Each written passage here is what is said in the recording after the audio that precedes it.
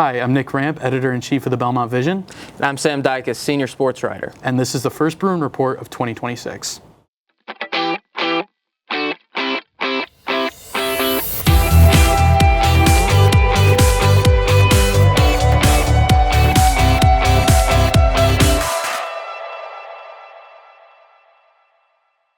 Now, both basketball teams for Belmont have really been on a roll. We're going to start with women's. They're 12-9 overall, 8-2 in the conference, though, with both losses being to Murray State.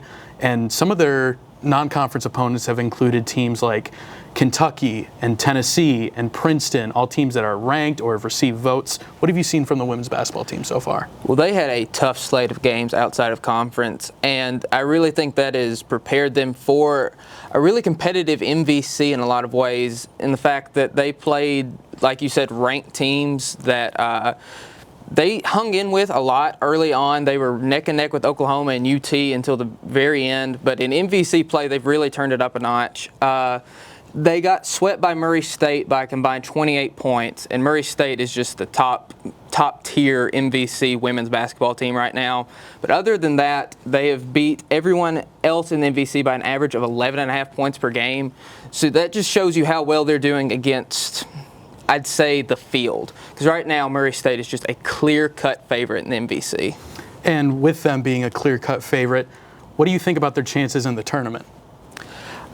I think going from a 21-point loss at Murray State in Kentucky to a 7-point loss at home, they lost to Murray State on the road and they didn't hit a single three-pointer.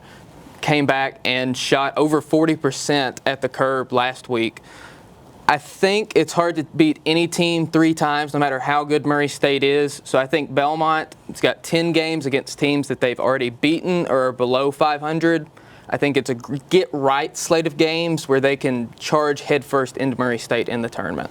And then switching over to the men's side, who's really been on a roll, they're 20-3 overall with a 10-2 conference record. They've won 7 straight. What have you been seeing through this stretch? I just see them win every single type of game. There was that incredible comeback they had that was over 20 points against Drake. There's been games where they've been leading at the half, looking dominant, shooting the lights out, lose the lead halfway through the second half and get it back. I mean, over their last 14 games, they're 12-2, 2 losses in conference by combined 2 points. So, I mean, over their last 14 games, they've lost 2 games on 2 buzzer beaters. So that just shows you that tip to buzzer, they are competitive, they know how to win, and even when they're losing, you cannot count them out, no matter how far they're down. Drake proved that. And then the Missouri Valley Conference is just a one-team auto bid, but it's possible that even if Belmont doesn't win the conference, they could still make the March Madness tournament.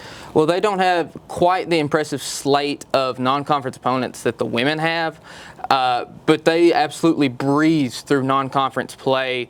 They've got 3 losses on the year and 1's non-conference. They've looked like the best team in the MVC all year long. If there is something fluky in the tournament, because I think that's honestly what it takes to beat this team, something fluky. You look at their 2 conference losses, it's Southern Illinois and Indiana State, 2 pretty bad teams. They're combined for 5 wins in conference.